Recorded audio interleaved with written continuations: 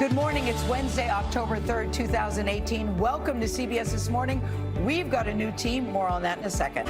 Welcome to CBS This Morning. But before we get to today's news, we're going to make a little bit of news on our own. Yes, we are. We are thrilled to announce that Bianna Golodryga is joining us as co-host of CBS This Morning. Welcome. Well, I'm thrilled to be here. It's a dream come true. Thank you, guys.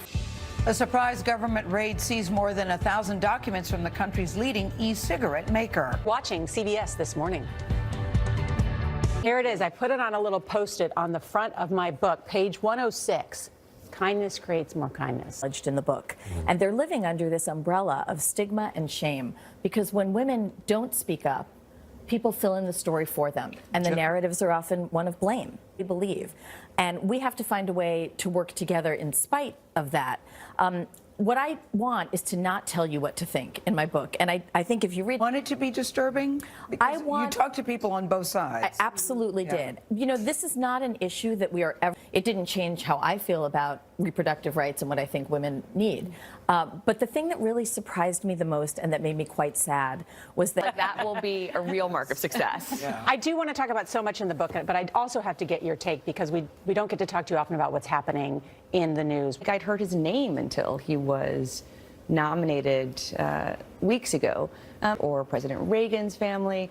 I feel the same way. Like, I just don't think that that is healthy.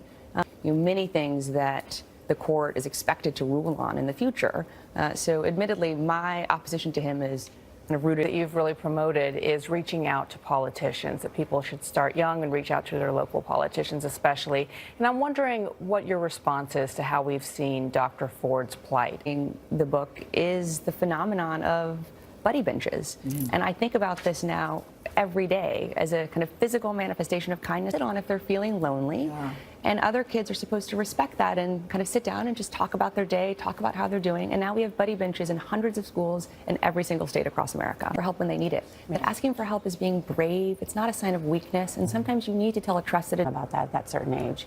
Well, we have a lot of research that it is possible to have. This is what USA Today says about this book. A spark of light is an baby. And it was a baby to me. And I couldn't figure out how I could actually.